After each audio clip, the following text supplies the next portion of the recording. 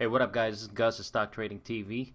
So we're going to talk about the trade on YECO and the ridiculous reason why it ran literally from $1 all the way to 12 and on to 17 plus after hours. Took a very small trade on this particular stock. Usually what I do is I go on, so guys, usually what I use for scanning stocks that are going in pre-market, I use a free scanner, Market Chameleon. What I like to do is you go here on stocks, pre-market trading, and I get a list of the pre-market activity in the morning. And I saw YECO, start printing some candles pre-market. This is a 5-minute chart. There wasn't much volume at the time, as you can see. It was 4,000 shares here, 2,000. In the open, once it started hitting scanners, you could see that it had, popped quite dramatically. So you could easily go to Finviz. I'm looking for the float and the float ratio, the amount of shares that are being shorted. So let's see, YECO. Now the news was that it was something ridiculous. They bought into a mining company, or I don't really, like I said in my previous video, I don't give too much weight to news. I just kind of scroll through real quick to see what the situation is. Just take a quick scroll looking at the float. It's a very small float, 1.9 million. I also cross-referenced that with Yahoo Finance. Key statistics. And we can see that the float is also shown as 1.9 million, so roughly 1.9 million. But indeed, it is a very low float stock, and usually, with these stocks that start making these massive gains intraday, you're gonna have people that are gonna short it. You're gonna start getting shorts piling in just because it's up, especially the amateur shorts.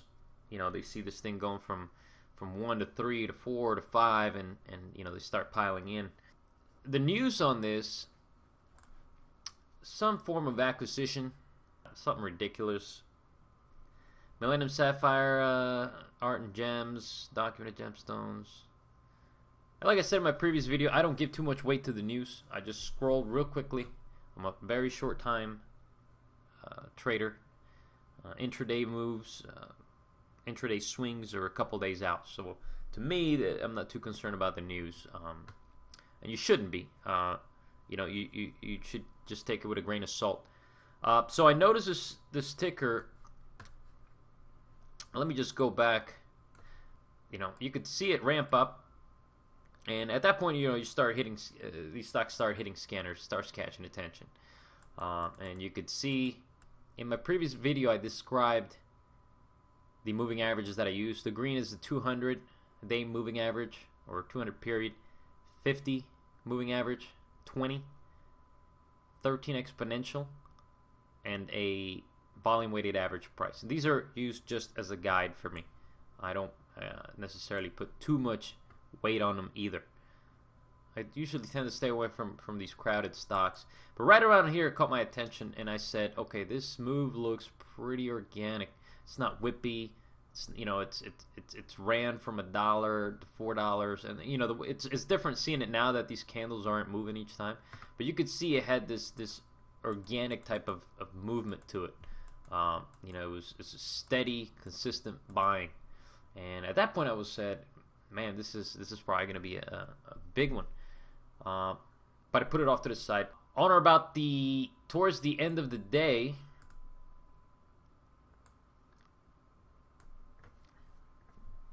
So towards the end of the day, I decided to get consider it for a end of day squeeze. Now you could see how well this held, and if I was looking at it on the 15-minute, I like to look at multiple time frames. On the 15-minute, you could see it was forming a flag. So I expected there may be a breakout of this flag, considering the amount of shorts, considering the amount of buying. So there was, for me it was a high probability. It could have also gone the other way. So this is why I only took 200 shares. So let me switch back to the 2-minute. And so I decided to get in 200 shares. I got in a little late. Let me zoom in here. Show trades. Okay, so I decided to buy a couple, expecting this to break out. Now that breakout failed. I bought 100 at 1098, 100 at 1099. There's no way I was gonna buy 1,000, 2,000 shares on this because number one, it's not my particular stock that my bread and butter place. This is it was very spready, very volatile. I mean, this could have easily gone down a couple, $3-4 in a matter of seconds. In hindsight, now it was a little bit early. I'm looking to get in closer to the close, but I took it in, and I decided I'd draw the line in the sand right around the $9 area. This is where it was. You could see that $9.50, $9. Okay, so I decided to buy in, and I immediately got whipsawed, but I had my stop roughly right around here. I was willing to risk. Over here, when it got down to here, I was ready with my finger in the trigger, but it did not go just below, and so I continued to hold, and and I was expecting this because you could see the drops. I mean, you could see the range on this thing, so you have to give these kind of trades some room, and that's why you play small, right?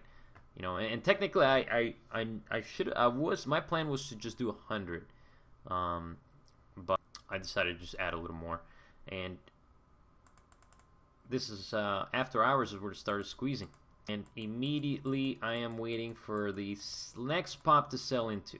So I set an order as soon as I started seeing this last squeeze. And mind you, these are squeezes, these are shorts piling out. Yeah, there's some buying as well, but violent moves like that, these guys are just getting smoked right now.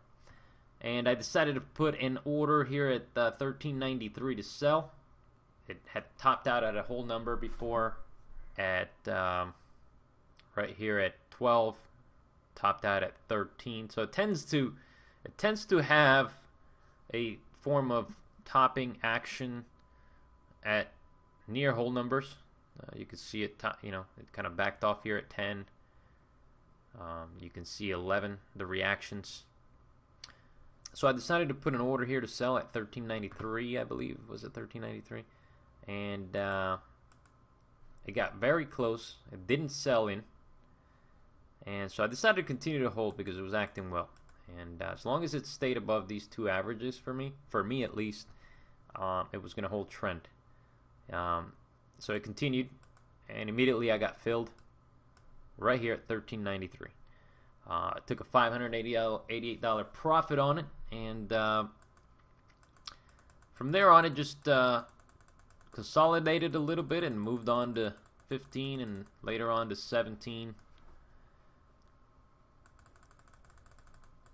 And the rest is history. Next day we opened up. And so this is what the daily chart currently looks like. You have one massive doji here. Usually a reversal pattern. So, but for me, the trade is done, and I don't want to mess with this stock anymore. It was just a quick trade, and I was in and out. So, a few key things to take into account. Position size is extremely important. When the more volatile, the more riskier the stock, the lower your position size should be. Consider also the range of the stock. I mean, you could see how much the stock had moved. You could also see how fast it could drop. I mean, look at this candle here. You're talking 1036 down to 862. That's very fast. I mean, this is a 5-minute candle. Let's zoom in on the 2-minute.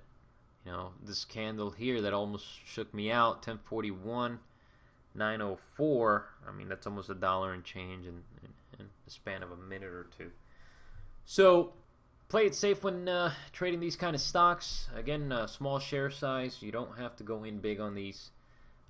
If you're trying to go for that home run, you may get lucky. You may get it once. You may get it a couple times.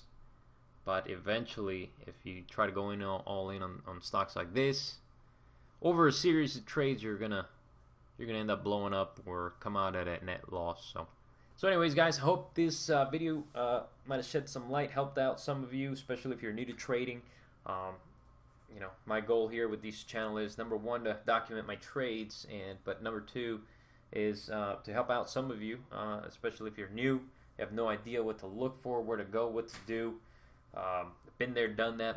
So it's been a road to get here where I'm at. So hope you enjoyed the video. Let me know, you know, if there's anything you'd like to see, anything you'd like to know about. Put it in the comments section. Subscribe. Hit the little bell so that you can be notified when I post up a new channel. I'm gonna try. I have a very busy schedule, but I'm gonna try to consistently do these videos every day. Anyways, guys, it's Gus with Stock Trading TV. Y'all have a good day.